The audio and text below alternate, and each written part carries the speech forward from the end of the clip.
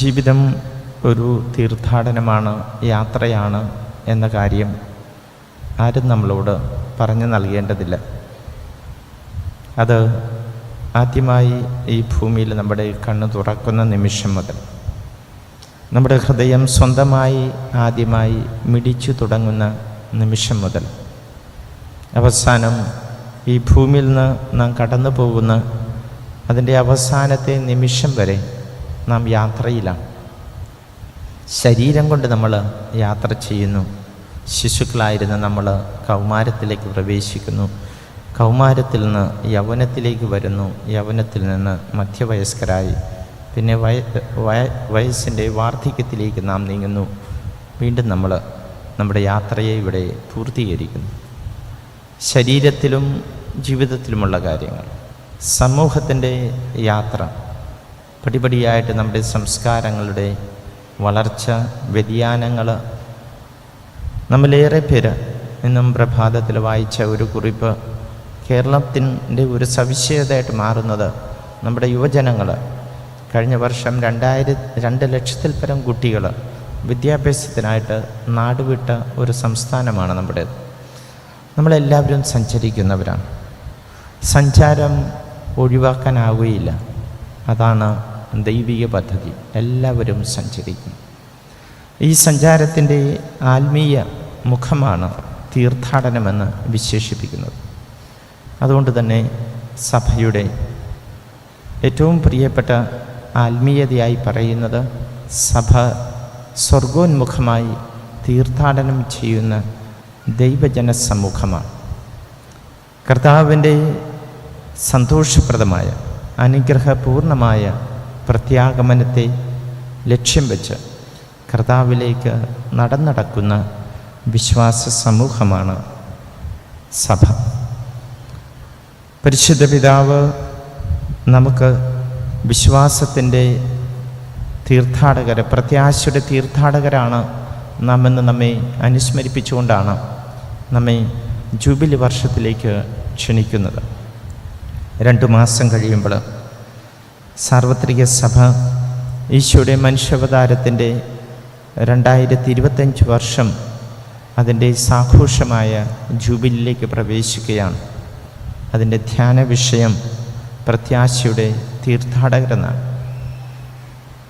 സാഘോഷമായ ജൂബിലിയുടെ ഉദ്ഘാടനം വിശുദ്ധ പത്രോസിൻ്റെ ബസിലിക്കയുടെ കവാടം, തീർത്ഥാടന കവാടം തുറന്നുകൊണ്ടുമാണ്. അപ്പോൾ ഇതൊക്കെ നമുക്ക് വലിയൊരു മുന്നൊരുക്കമാവുന്നു. ഈ റാലിയിൽ പങ്കുചേരുന്ന നമ്മളെല്ലാവരും സഭയോടൊപ്പം വിശ്വാസത്തിൻ്റെ പ്രത്യാശയുടെ തീർത്ഥാടകരായിട്ട് നമ്മൾ മുന്നേറുകയാണ്. വരുന്ന ഈ ജൂബിലിക്കുള്ള ഏറ്റവും നല്ലതും ആയ ഒരു ഒരുക്കം ഇന്ന് ഇവിടെ ഈ മഹാജപമാല റാലിയിലൂടെ നമ്മൾ പൂർത്തിയാക്കുകയാണ്.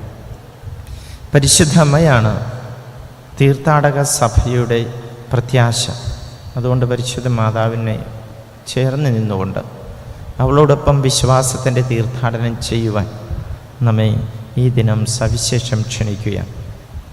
ജപമാലയാണ് നമ്മുടെ ധ്യാന മന്ത്രം.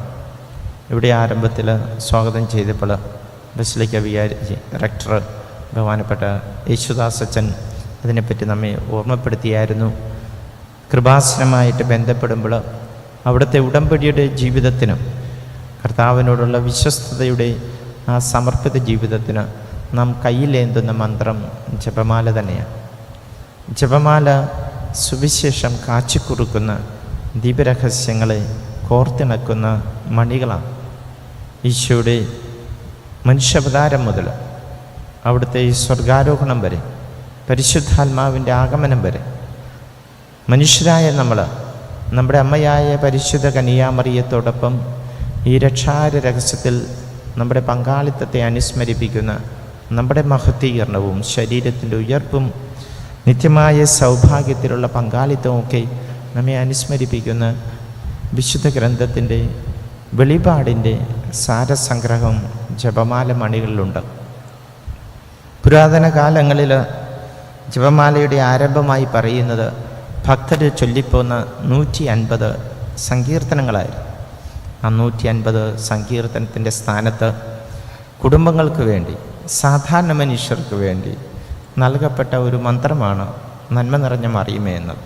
അങ്ങനെ സങ്കീർത്തനങ്ങൾ ചൊല്ലി പ്രാർത്ഥിച്ചു പോരുന്ന മനോഹരമായ ധ്യാന പ്രാർത്ഥനയ്ക്ക് പകരം സഭയിൽ രൂപപ്പെട്ടു വന്ന ഏറ്റവും ലളിതവും ആഴവുമുള്ള ധ്യാനത്തോടുകൂടി ചൊല്ലിയാൽ ആത്മീയ നവീകരണം സുസാധ്യമാക്കുന്ന ദിവ്യരഹസ്യമാണ് ജപമാല. അതിനെയും ചേർത്തുകൊണ്ട് അഖണ്ഡ ജപമാലയായി, മഹാജപമാലയായി, ജപമാലയുടെ മണികളിലൂടെ നമ്മുടെ ഹൃദയം മറിയത്തോടൊപ്പം ക്രിസ്തുവിനെ കണ്ട് അവിടുത്തെ ദിവ്യരഹസ്യങ്ങളെ ധ്യാനിച്ച് നമ്മൾ മുന്നേറുമ്പോൾ പ്രത്യാശയുടെ തീർത്ഥാടനത്തിൽ നാം പങ്കുകാരാകുന്നു. ആ പ്രത്യാശ നമ്മിൽ നിറയുകയും ചെയ്യുന്നു. പ്രത്യാശ എന്നത് ജീവിതത്തെപ്പറ്റി സുഖകരമായ ഒരു കാത്തിരിപ്പെന്നോ അല്ലെങ്കിൽ എല്ലാം നല്ല ശുഭാപ്തി വിശ്വാസം എന്നതിൽ ചുരുങ്ങുന്നില്ല. ശുഭാപ്തി വിശ്വാസം വിജയത്തിന് ആവശ്യമാണെന്നൊക്കെ നമ്മുടെ മനഃശാസ്ത്രജ്ഞന്മാർ നമുക്ക് പ്രചോദിപ്പിക്കുന്ന നിരവധി പേര് പറയുന്നുണ്ട്. ശുഭാപ്തി വിശ്വാസമില്ലാത്ത എല്ലാം തളർന്നും തകർന്നും പോകും. പക്ഷെ പ്രത്യാശ ശുഭാപ്തി വിശ്വാസമല്ല. കണ്ണുമടച്ച് എല്ലാം നന്നാകും എന്ന് വിചാരിക്കുന്നുമല്ല. പ്രത്യാശ എന്നത് വിശ്വാസത്തിൽ നങ്കൂരമിടുന്നതാണ്. ക്രിസ്തു രഹസ്യങ്ങളിൽ വേരൂന്നി വളരുന്നതാണ്. അത് ഉറവിടങ്ങളുമായി നാം ബന്ധപ്പെടുമ്പോൾ നമ്മിൽ നിറയുന്നതാണ് പ്രത്യാശ. ക്രിസ്തു രഹസ്യങ്ങളിലുള്ള നമ്മുടെ പങ്കാളിത്തമാണ് പ്രത്യാശ നമുക്ക് പ്രദാനം ചെയ്യുന്നത്. ആ ദിവ്യരഹസ്യത്തിൽ ആദ്യന്തം പങ്കുചേർന്നവളാണ് പരിശുദ്ധ കന്യാമറിയം. വിശ്വാസത്തിൻ്റെ രഹസ്യത്തെ വരവേറ്റവൾ അവളാണ്. സ്വർഗത്തിൻ ഭൂമിയിലേക്ക് വാതിൽ തുറങ്ങുന്നത് അവളുടെ ഉദരത്തിലൂടെയാണ്, അവളുടെ ഗർഭപാത്രത്തിലൂടെയാണ്. അങ്ങനെ ദൈവിക രഹസ്യം ഭൂമിയെ ചുംബിച്ച് അതിന് വാതിലായി നിലകൊണ്ട് പരിശുദ്ധ കന്യാമറിയത്തിൻ്റെ ജീവിതം എപ്പോഴും ഈ പ്രത്യാശയിൽ, ക്രിസ്തു രഹസ്യത്തിൽ നങ്കൂരമിട്ടിരുന്നതാണ്. അവൾ ധ്യാനിച്ചു ആദ്യ നിമിഷം മുതൽ. വിശുദ്ധ ഗ്രന്ഥം പറയുന്നത് പോലെ മറിയമാകട്ടെ ഇക്കാര്യങ്ങളെല്ലാം ഹൃദയത്തിൽ സംഗ്രഹിച്ച് ധ്യാനിക്കുകയായിരുന്നു. മാലാഖയുടെ വാക്ക്, യൗസേപ്പ് അവളെ സ്വീകരിച്ചത്, ബെത്ലഹേമിലുള്ള പിറവി, ദേവാലയത്തിലേക്ക് ശിശുവിനെ സമർപ്പിച്ചപ്പോൾ ശിമയോൻ അവളെ ഓർമ്മപ്പെടുത്തിയ ഹൃദയം തുറക്കുന്ന വാളിൻ്റെ കാര്യം, ഈ ശിശു നേരിടുവാൻ പോകുന്ന പീഡാനുഭവത്തിൻ്റെ കാര്യം, പലായനം, തിരിച്ചുവരവ്, ജീവിതത്തിൽ ഭയവും ഭീതിയും നേരിട്ടപ്പോൾ, ക്രിസ്തുവിൻ്റെ പരസ്യ ജീവിതത്തിലോ അവിടത്തോടൊപ്പം അനുഗമിച്ചപ്പോൾ, അവിടുന്ന് തൻ്റെ ശിഷ്യന്മാരോട് മനുഷ്യപുത്രൻ ഏൽപ്പിക്കപ്പെടുകയും പരിഹസിക്കപ്പെടുകയും ക്രൂശിക്കപ്പെടുകയും എന്ന് പറഞ്ഞപ്പോൾ, അവസാനം അത് പൂർത്തീകരിക്കുന്ന കുരിശിൻ്റെ ചുവട്ടിൽ നിന്നപ്പോൾ മറിയം പ്രത്യാശയിൽ നങ്കൂരമിടുകയായിരുന്നു. ക്രിസ്തു രഹസ്യത്തിൽ നങ്കൂരമിടുകയായിരുന്നു. അങ്ങനെ ക്രിസ്തുവിൻ്റെ മരണത്തിന് പങ്കുചേർന്നവൾ അവിടുത്തെ പുനരുത്ഥാനത്തെയും കാത്തിരുന്നു. തൻ്റെ സമൂഹത്തെ ഏൽപ്പിക്കപ്പെട്ട യോഹന്നാനെയും അപ്പോസ്തലന്മാരെയും വിശ്വാസ സമൂഹത്തെ മക്കളായി കണ്ടുകൊണ്ട് അവൾ ഏറ്റെടുത്തു. അവരെ ക്രിസ്തുവിൻ്റെ പുനരുത്ഥാനത്തിനൊരുക്കി അവിടുത്തെ പരിശുദ്ധാത്മാവിനെ സ്വീകരിക്കുവാനായിട്ട് അവളെ പ്രാപ്തയാക്കി. അവരിൽ നിന്ന് സ്വർഗത്തിലേക്ക് കരയേറ്റപ്പെട്ടവൾ അമ്മയോടൊപ്പം തൻ്റെ മക്കളും എത്തുവാനായിട്ട്, ശിരസ്സാകുന്ന ക്രിസ്തുവിനോടൊപ്പം അവൻ്റെ ശരീരമാകുന്ന സഭയുടെ തീർത്ഥാടന പൂർത്തീകരണത്തിനായിട്ട് പ്രഭാത നക്ഷത്രം പോലെ, നമ്മളുടെ കടലിലെ തെളിയുന്ന താരം പോലെ, സമുദ്രതാരം പോലെ സഭയുടെ തീർത്ഥാടനത്തെ നയിക്കുകയാണ്. നാം പങ്കുചേരുന്ന, നാം നിർവഹിക്കുന്ന ഈ വിശ്വാസത്തിൻ്റെ തീർത്ഥാടനം ഏറെ ത്യാഗം സഹിച്ച്, ഇന്നലകളിൽ തന്നെ ഇവിടെ എത്തി പലരും പരിമിതമായ സ്ഥലങ്ങളിൽ അന്തിയുറങ്ങി, അതിരാവിലെ ഉണർന്ന് ഇത്രയും കിലോമീറ്ററുകൾ നടന്ന് ഈ തീർത്ഥാടനത്തിലേക്കുള്ളത് വിശ്വാസത്തിലുള്ള നമ്മുടെ നങ്കൂരം, അടിത്തറ നമ്മൾ പണിയുകയാണ്. ക്രിസ്തു രഹസ്യങ്ങളുള്ള പങ്കാളിത്തമാണത്. ഈശോന്ന് സുവിശേഷത്തിൽ നമ്മെ ഓർമ്മപ്പെടുത്തുന്ന കാര്യമുണ്ട്. വിശ്വാസത്തിൻ്റെ ഈ ഭവനം പണിയുന്നതിന്, പ്രത്യാശയുടെ യാത്ര ചെയ്യുന്നതിൻ്റെ പ്രഥമപടി പശ്ചാത്താപമാണ്, പാപങ്ങളെക്കുറിച്ചുള്ള പശ്ചാത്താപമാണ്. കൃപാസനത്തിലെ മരിയൻ ഉടമ്പടിയുടെ അടിത്തറ തിന്മകളെ വർജിക്കുക എന്നതാണ്, പാപത്തെ വെടിയുക എന്നതാണ്. അനുതപിക്കുന്നില്ലെങ്കിൽ നിങ്ങളും നശിക്കും എന്നുള്ള സുവിശേഷത്തിൻ്റെ ഓർമ്മപ്പെടുത്തൽ വിശ്വാസ ജീവിതത്തിൻ്റെ, പ്രത്യാശയുടെ ജീവിതത്തിൻ്റെ അടിത്തറയാണത്. തിന്മയോടുള്ള വെറുപ്പിൽ നിന്നാണ് സ്നേഹത്തിലും സത്യത്തിലുമുള്ള വളർച്ചയിലേക്ക്, ഫലം പേറുന്ന ജീവിതത്തിലേക്ക് നാം പ്രവേശിക്കുന്നത്. തിന്മകൾ ജീവിതത്തിൽ വേരുവാകിയെന്നാൽ, തിന്മകൾ മരമായി വളർന്നാൽ അതിന് തിന്മകൾ മാത്രമേ പുറത്തു കൊണ്ടുവരുവാൻ സാധിക്കുകയുള്ളൂ. ഈശോ നമ്മെ അത് പഠിപ്പിച്ചിട്ടുള്ളതാണ്.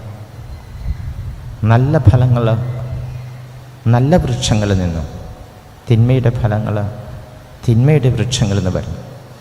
അതുകൊണ്ട് കർത്താവിൻ്റെ ഈ പ്രബോധനം പ്രത്യാശയുടെ അടിത്തറയാണ്, പശ്ചാത്താപമാണ് പ്രത്യാശ ജീവിതത്തിൻ്റെ ആരംഭപടി.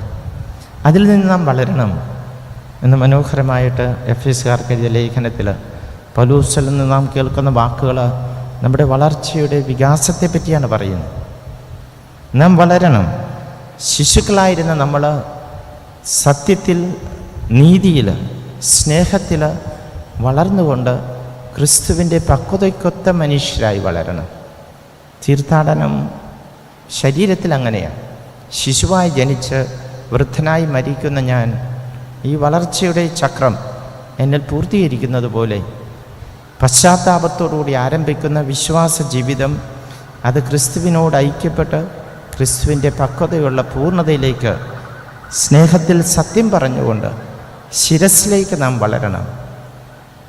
അതിനുള്ള കൃപയാണ് ക്രിസ്തു വഴി പിതാവായ ദൈവം നമുക്ക് നൽകിയിരിക്കുന്നതുകൊണ്ട് ക്രിസ്തുവിലേക്കുള്ള ഈ വളർച്ചയെപ്പറ്റി പൗലോസ്ലീഹ നമ്മെ മനോഹരമായിട്ട് ഓർമ്മിപ്പിക്കുന്നു. അവൻ തടവുകാരുമായി അവൻ സ്വർഗത്തിലേക്ക് കരയേറി. ഈശോയുടെ സ്വർഗാരോഹണത്തെ പറ്റിയുള്ള മനോഹരമായ ധ്യാനമാണ്. പാപത്തിന് അടിമപ്പെട്ട് തടവുകാരായിരുന്ന മനുഷ്യരെ വിജയിപ്പിച്ചുകൊണ്ട്, ഈജിപ്തിലെ അടിമത്തത്തിൽ കിടന്നവരെ, തടവുകാരെ മോചിപ്പിച്ചുകൊണ്ട് വാഗ്ദാന നാട്ടിലേക്ക് ദൈവം തൻ്റെ ജനത്തെ അന്ന് നയിച്ചതുപോലെ പാപത്തിന് അടിമകളായിരുന്നവരെ വിമോചിപ്പിച്ചുകൊണ്ട് ക്രിസ്തു പിതാവിൻ്റെ പക്കലേക്ക് ചെല്ലുന്നു. അവൻ അനേകം തടവുകാരെ മോചിപ്പിച്ചുകൊണ്ട് അവൻ കരയേറി. പഴയ നിയമ സങ്കീർത്തനം ഉദ്ധരിച്ചുകൊണ്ട് പറയുന്ന ധ്യാനമാണ് ക്രിസ്തുവിൻ്റെ സ്വർഗാരോഹണത്തെപ്പറ്റിയുള്ള ധ്യാനമാണ്. പൗലോസ്ലീഹ പറഞ്ഞു, അത് ശ്രമിക്കുമ്പോൾ മറ്റൊന്നുകൂടി ഓർക്കണം. അങ്ങനെ ആരോഹണം ചെയ്തവൻ അവരോഹണവും ചെയ്തവനാണ്. കയറിയവൻ ഇറങ്ങിയവൻ കൂടിയാണ്. ഭൂമിയുടെ അധോമണ്ഡലങ്ങളിലേക്ക് ഇറങ്ങിയവനാണ്. നമ്മുടെ വിശ്വാസ പ്രമാണത്തിൽ നാം ഏറ്റുചൊല്ലുന്ന പോലെ മരിച്ച് സംസ്കരിക്കപ്പെട്ട് പാതാളങ്ങളിൽ ഇറങ്ങി പാപത്തിൻ്റെ ജീർണാവസ്ഥയിൽ പാതാളം മൃതദേഹങ്ങളെ സ്വീകരിക്കുന്നിടമാണ്. പൊടിയും ആയി ശരീരം ധ്രുവീകരിക്കപ്പെട്ട് കിടക്കുന്ന സ്ഥലമാണ്. എസെക്കിയേൽ കാണുന്നത് പോലെ അസ്ഥിയുടെ ഈ പൊടിഞ്ഞ താഴ്വര. ക്രിസ്തു മനുഷ്യാവതാരം വഴി അവിടെ ഇറങ്ങിയിരിക്കുന്നു. എൻ്റെ പ്രിയപ്പെട്ട സഹോദരങ്ങളെ, എത്ര മനോഹരമായ പ്രത്യാശയാണ് ക്രിസ്തു രഹസ്യത്തിലൂടെ പിതാവായ ദൈവം നമുക്ക് വേണ്ടി സംജാതമാക്കിയിരിക്കുന്നത്. അവിടുന്ന് ഭൂമിയിൽ വന്നത് വിശുദ്ധരെ തേടിയല്ല. ഞാൻ നീതിമാന്മാരെ അന്വേഷിച്ചല്ല, പാപികളെ അന്വേഷിച്ചാണ് വന്നത്. പാപവും പാപത്തിൻ്റെ മുറിവുകളും ഛിന്നഭിന്നമാക്കുന്ന ഏറ്റവും ധൂളീസമമായ ആ ഇടങ്ങളിലേക്ക്, നമ്മുടെ ഏത് നീച അവസ്ഥയിലേക്കും അവിടുന്ന് മനുഷ്യ മാംസം സ്വീകരിച്ച് മനുഷ്യാവതാരം ചെയ്ത് ഇറങ്ങി വന്നു. നമ്മൾ വിശുദ്ധരുടെ സന്ദർശനം, മദർ തെരേസയുടെ നമ്മുടെ ഭവനത്തെ സന്ദർശിക്കുമ്പോൾ, പള്ളിയിൽ സന്ദർശിക്കുന്ന ഫോട്ടോകളൊക്കെ പലരും എത്ര അഭിമാനത്തോടുകൂടി നാം ഉയർത്തി കാണിക്കാറുണ്ട്. അത് പ്രധാന മുഹൂർത്തങ്ങൾ തന്നെയാണ്. എന്നാൽ മദർ തെരേസ അനുദിനം സഞ്ചരിച്ച തെരുവിൻ്റെ വഴികളുണ്ട്. അതുപോലെയാണ് ക്രിസ്തുനാഥനെ നമ്മൾ നമ്മുടെ ഏറ്റവും നല്ല മുഹൂർത്തങ്ങളെ കൂട്ടുകാരനായിട്ടും അനുഗ്രഹമായിട്ടും എണ്ണുകയല്ല വേണ്ടത്. പാപം മൂലം നാം മുറിവേറ്റവരായി, ശിഥിലീകരിക്കപ്പെട്ടവരായി, വിഷക്കുത്തേറ്റവരായി കിടക്കുമ്പോൾ അവിടേക്ക് നമ്മിലേക്ക് ഇറങ്ങി വന്ന ദൈവത്തിൻ്റെ പതിത കാരുണ്യമാണ് ക്രിസ്തു. ആരോഹണം ചെയ്തവൻ അവരോഹണവും ചെയ്തവനാണ്, ഇറങ്ങി വന്നവനാണ്. അങ്ങനെയാണ് നമ്മുടെ മനുഷ്യ ജീവിതത്തിന് ക്രിസ്തു തീർത്ഥാടനം സജ്ജമാക്കിയത്. പിതാവായ ദൈവത്തിൻ്റെ ഭവനത്തിലേക്ക് ഉള്ള തീർത്ഥാടനം അവിടെ നമുക്ക് വേണ്ടി പൂർത്തീകരിച്ചത് നമ്മുടെ ഈ പതിതാവസ്ഥയിൽ, നമ്മുടെ പാപകരമായ അവസ്ഥയിൽ, നമ്മുടെ മുറിവുകളിലേക്ക് ഇറങ്ങി വന്നുകൊണ്ടാണ്. കൃപാസനത്തിലൂടെ, കർത്താവിൻ്റെ സഭയിലെ വിശുദ്ധ കൂദാശകളിലൂടെ എല്ലാം നമ്മിലേക്ക് ഒഴുകിയെത്തുന്നത് ഈ കാരുണ്യത്തിൻ്റെ തൈലമാണ്. അത് പശ്ചാത്താപം നമ്മിൽ ജനിപ്പിക്കുകയും പശ്ചാത്താപത്തിൽ നിന്നുളവാകുന്ന നവീകരിക്കപ്പെട്ട ഒരു ജീവിതത്തിലേക്ക് നമ്മെ സജ്ജമാക്കുകയും ചെയ്യുന്നു. അങ്ങനെ കൃപയിൽ പടിപടിയായി വളർന്ന് നമുക്ക് ലഭിച്ചിട്ടുള്ള ദാനങ്ങളും ഉത്തരവാദിത്തങ്ങളും കൃത്യമായും ഉത്തരവാദിത്വത്തോടും കൂടി നിർവഹിച്ചുകൊണ്ട് ക്രിസ്തുവിൻ്റെ പരിപൂർണതയിലേക്ക്, പക്വതയിലേക്ക് നാം എത്തിച്ചേരും. ഈ തീർത്ഥാടനം വിശ്വാസത്തിൻ്റെ ഈ പൂർണ്ണതയിലേക്കുള്ള തീർത്ഥാടനം, അതാണ് ഈ ജപമാല തീർത്ഥാടനവും നമ്മെ ഓർമ്മപ്പെടുത്തുന്നത്. ലോക സമാധാനത്തിനു വേണ്ടി പ്രാർത്ഥിച്ചുകൊണ്ടാണ് ഈ ജപമാല റാലി, തീർത്ഥാടന റാലി നടത്തുന്നത്. ലോകസമാധാനം ഏറെ ശിഥിലീകരിക്കപ്പെട്ട സ്ഥലമാണ്. ബോംബ് വർഷങ്ങൾ തവിടാക്കുന്ന സംസ്കാരങ്ങൾ, എല്ലാ മേഖലകളിലും ചൂഷണം നിറഞ്ഞ മനുഷ്യത്വത്തിൻ്റെ അതിൻ്റെ മഹത്വം നഷ്ടപ്പെടുന്ന അനേകം ജീവിതങ്ങൾ, പാവപ്പെട്ടവരുടെ മേൽ ഇരച്ചു കയറുന്ന നമ്മുടെ ദുർഗതി, ഇത്തരം സമ്പ്രദായങ്ങളെല്ലാം സമാധാനത്തിൻ്റെ പുനഃസ്ഥാപനത്തിന് പരിശുദ്ധ കന്യകയുടെ മാതൃസഹജമായ സംരക്ഷണത്തിൻ്റെ കീഴിൽ നമ്മെ സമർപ്പിച്ചുകൊണ്ട് നാം പ്രത്യാശയുടെ തീർത്ഥാടകരാകാം. മാറ്റം സാധ്യമാണ്. പരിശുദ്ധാത്മാവിൽ എല്ലാം നവീകരിക്കപ്പെടുമെന്ന് വിശ്വസിക്കുന്നവരും ആ അഭിഷേകത്തിന് നമ്മെ തന്നെ നാം സമർപ്പിക്കുകയും ചെയ്യുകയാണ്. ഇവിടെ വിശുദ്ധ കുർബാനയെ ഈ തീർത്ഥാടന റാലിയിലെ ഏറ്റവും വലിയ മുഹൂർത്തമായി നാം ആഘോഷിക്കുന്നു.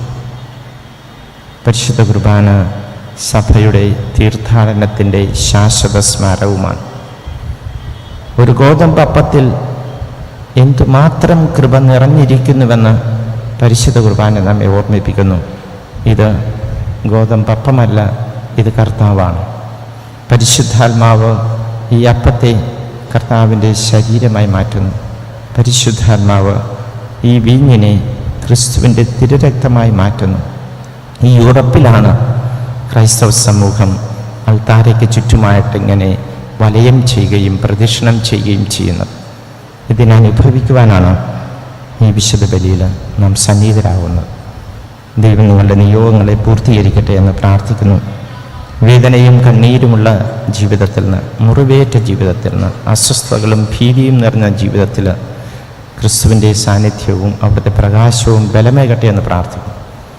നമ്മുടെ പ്രിയപ്പെട്ട BP ജോസഫ് അച്ഛനും കൃപാസനത്തിനും വേണ്ടി പ്രാർത്ഥിക്കുന്നു. പരിശുദ്ധ മാതാവിൻ്റെ സവിശേഷ സംരക്ഷണയിൽ ദൈവകരുണയുടെ പ്രത്യേക ശുശ്രൂഷകനായി അച്ഛന് കർത്താവ് നിയോഗിച്ച് നൽകുന്ന അനുഗ്രഹത്തിന് ദൈവത്തിന് നന്ദി പറയാം. നിങ്ങൾ ഓരോരുത്തരെയും മാതാവ് സവിശേഷമായി ചേർത്ത് നിർത്തി അനുഗ്രഹിക്കട്ടെ എന്ന് പ്രാർത്ഥിക്കുന്നു. ഈ വിശുദ്ധ ബലിയിൽ കർത്താവിനോടൊപ്പം നമുക്ക് നമ്മുടെ പ്രത്യാശയുടെ തീർത്ഥാടനത്തിലേക്ക് പ്രവേശിക്കാം. സ്വർഗത്തിൽ പിതാവ് നമ്മെ കാത്തിരിക്കുന്നു. അവിടുന്ന് ഒരുക്കുന്ന ഈ കുഞ്ഞാടിൻ്റെ വിരുന്നിൽ നമുക്ക് സന്തോഷത്തോടെ പങ്കുചേരാം.